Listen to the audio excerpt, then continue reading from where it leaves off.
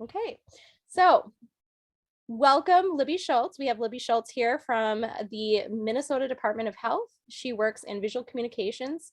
She is a visual communications coordinator. She does graphic design for the Minnesota Department of Health. So she is here to share her creative career journey and also share her work and also field some questions at the end. So welcome, Libby.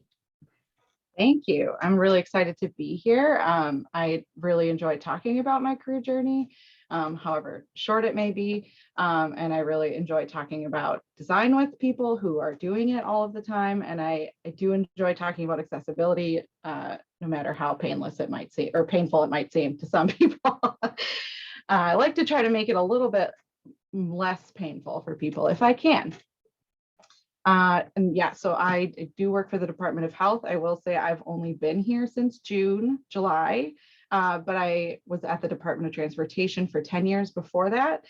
So my state service is extensive to me, minuscule to other state employees. There are people with 30 years who think I'm still a baby. And I'm really sorry if you are hearing things come in for me. We're having kind of a large COVID day. It's just kind of how it goes here at the Department of Health. I would like it if we could move on. Thank you. So like I said, my career journey isn't super long, and I spent a very long time at the Department of Transportation. It's kind of a blessing and a curse when you work for the government. You just end up staying for a really long time, especially at the DOT. It's a really typical practice for people to be there their entire lives. But basically, my creative career journey started in music. I thought I wanted to be a music educator because I had really great ones growing up. I wanted to teach choir and sing every day. And then I did like one teaching course and decided that was not for me. No offense, Sam, I didn't want to teach students. I'm also not good at piano and I didn't want to be better at it. So I thought that wasn't fair. And I sort of fell into doing some graphics during like an on-campus job.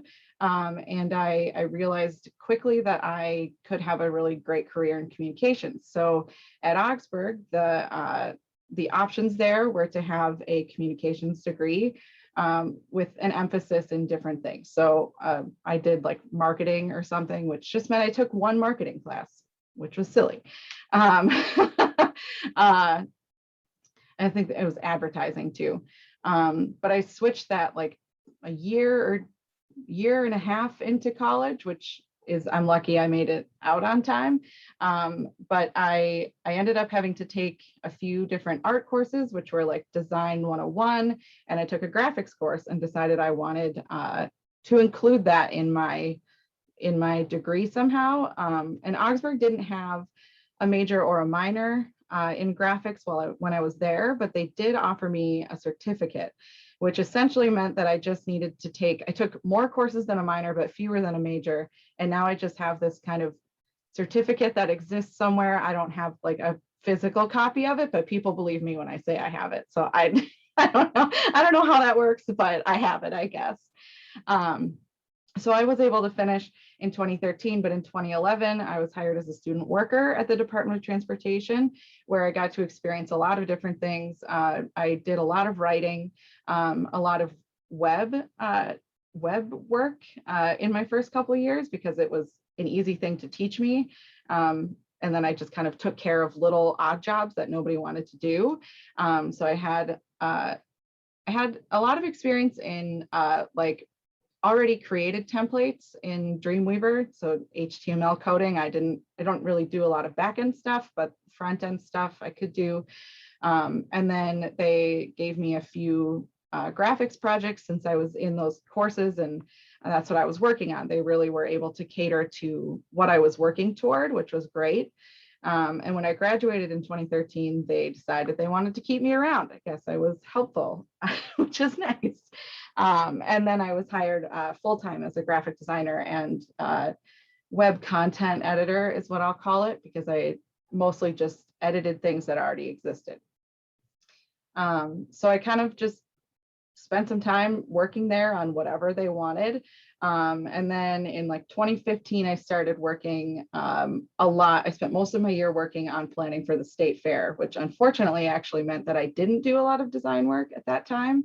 But if you went to the state fair and saw the DOT booth, I most likely coordinated it and had everybody staffed there, which sounds silly for a graphic designer to be proud of, but I really was.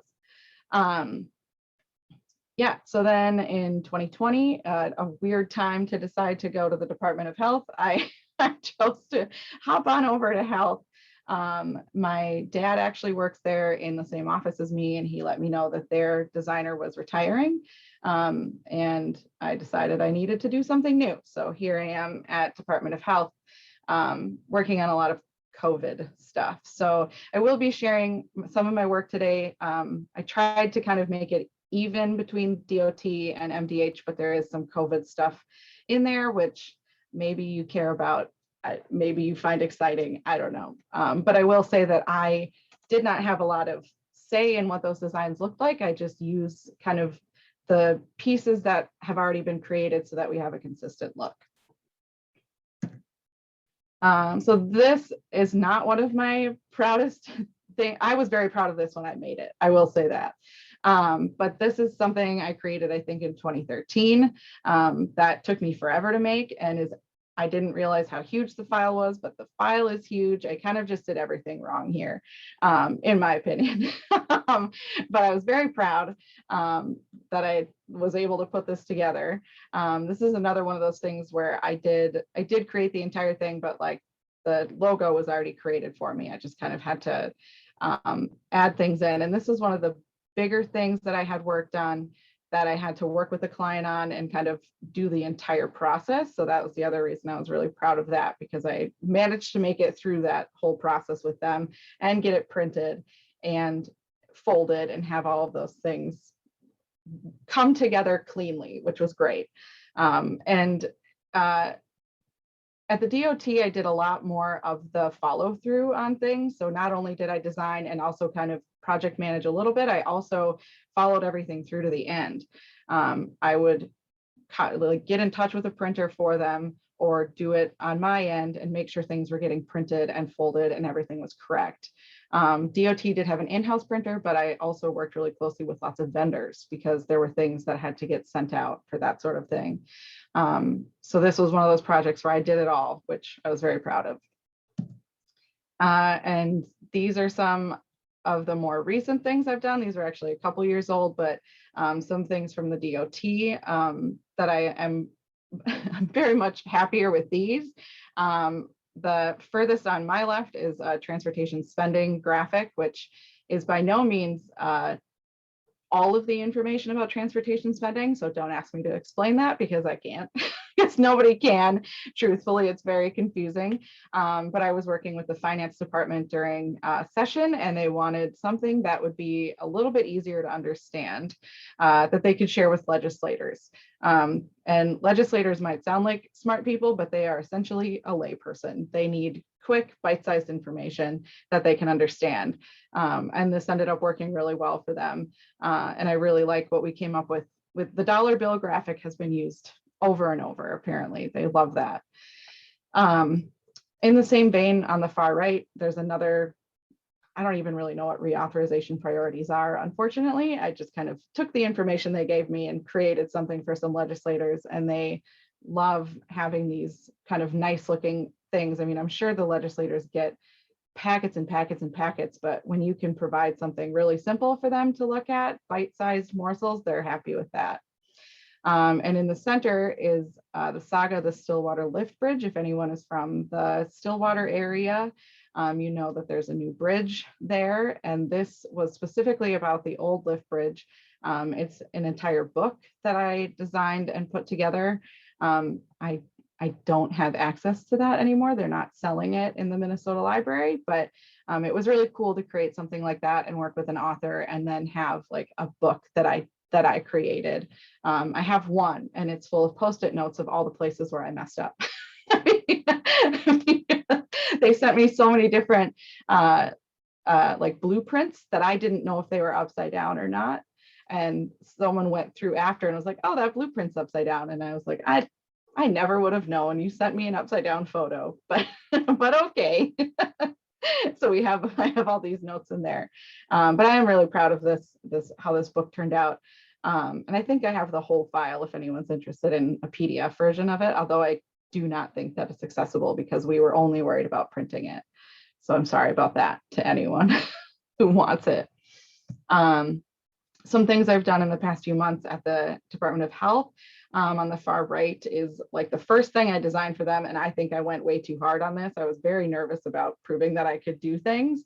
And I did not need to go that hard creating a urine sample collection infographic, but it's one of the few things that isn't COVID related that I have to share. And the other two items are some, we call them guidance around COVID-19 specifically, like what is the vaccine? It's just information for folks. And then in the middle, it's mostly about keeping children safe in caregiver situations. And I will say that the infographics or the graphics I use of people all actually come from Adobe stock from the same series, because that's how I keep things consistent. And that's how I'm able to design these things quickly, because they never come with a week's worth of time in mind. They're all like, we needed it yesterday. And we need you to get it done, and it needs to be accessible, and it has to have people in it, and all the people have to be wearing masks. So I wish I could say I designed all the people myself, but I have access to Adobe stock, so I do use it. I do put all of the masks on each individual